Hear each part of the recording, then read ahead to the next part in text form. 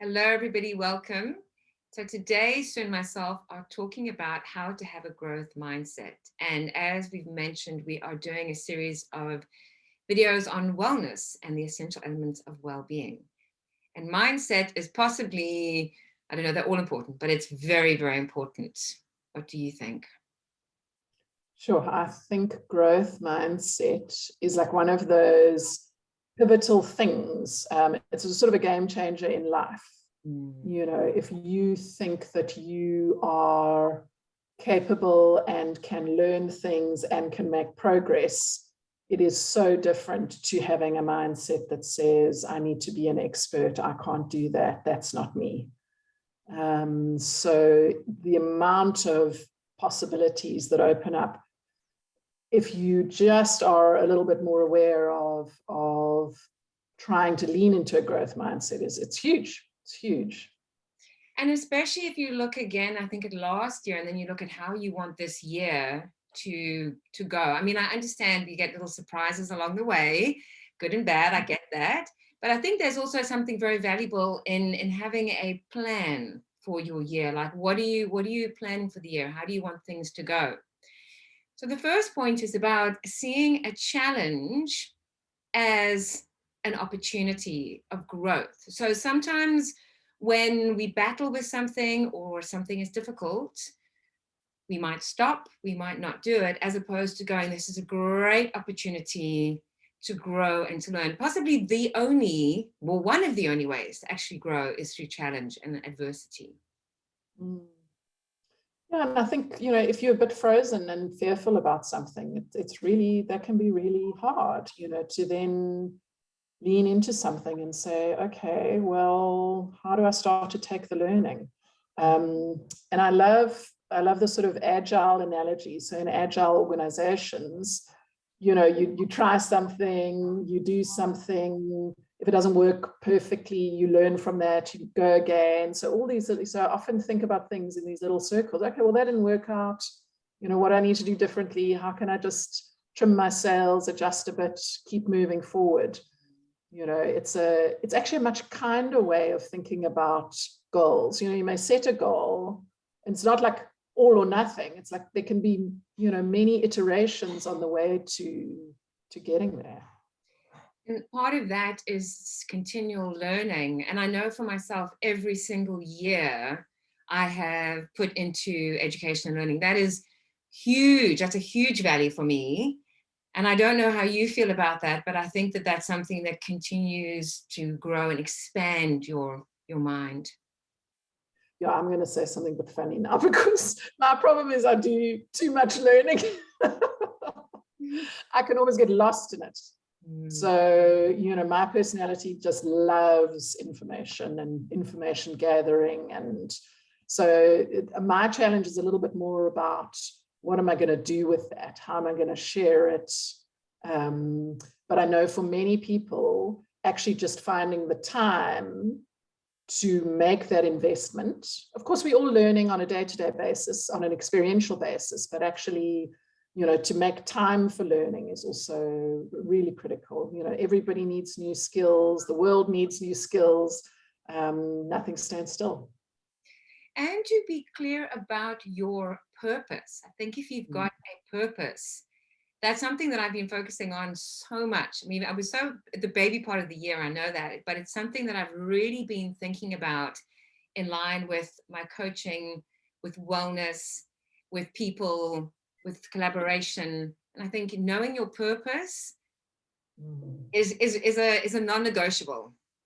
Well, that's like the Uber goal, right? You know, the thing that you're always moving towards. So if you're thinking about that as your North Star, that can have a wonderful, you know, it just helps you to get through some of the things that are maybe standing in the way, you know. And then also to learn from other people, you know, because often sometimes, not always, but sometimes if somebody else maybe knows something or shares something, we could have a number of ways of looking at it. And I think what we can do very well is actually learn from people who are maybe read more books or who study more in the research or whatever the case is. Yeah, I mean, I don't know about you, but I learn a lot from my clients. You know, how they handle challenges, emotions, situations. I'm always learning from them. Because that way, I think we're able to be more effective in what we're actually doing. Yeah. And also to value effort more than talent. And I really like this one. I do. You know, I think also being realistic. Like, I'm never going to be Beyonce. Like, I know that, you know, I absolutely know that. Not that that's something that I'm aspiring to do, but I think the effort counts for everything. You know, even with doing these videos, even with putting yourself out there, making the efforts is what's important. Are we going to sing next week? Just well, I was going to break it to you, but yeah, I was thinking about it. I love that, and I love the idea that you can. And in fact, we should really give ourselves credit for the input. You know, because work is so often output oriented. But actually, if you're being diligent and you're making progress every day towards a worthy goal, the purpose that you're talking about, that actually needs to be something that you're grateful for. You know, that's a sign of progress. So the input, rather than always, oh, well, I got to the output and, you know, that was easy for me. So the work that you're doing every day to get there is really what matters. Yeah, and then to take ownership. And this one I think is also hard, because sometimes when things, and I'm sure you don't do this, I know I've definitely done it and I probably will still continue doing it, but you know, you something happens and it's quite easy to go, oh well, and to blame it on someone or something else, to almost be a little bit victim-y, as opposed to going, no, you know what, that's on me. I should have done, or I could have done, or so to own it. Yeah, that's super important. I think that it's harder, much harder to recognize your role in something. But absolutely critical if you want to get better at it, and you know, and be honest, really. And language being very important. And as you and I were talking about before we started, Carol Dweck, who is a guru expert who came up with this concept, she's brilliant. She talks about the word yet. Love, love, love, love that word. Yeah, she says not yet. I'm not there yet. Yes. So that for me is a takeaway word. So maybe if there's one thing you take away from this, is maybe to incorporate that word on your journey for 2022. Whatever you're working on, whatever challenges you have, whatever you're facing, maybe that word yet might be quite helpful.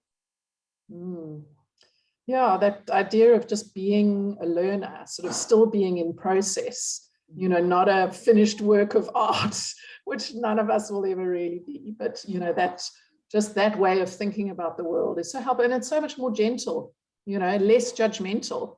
And I think serves us a hell of a lot better.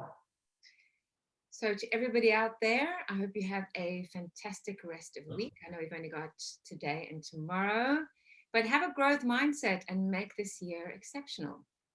See you next week. Bye. Cheers, Bridget.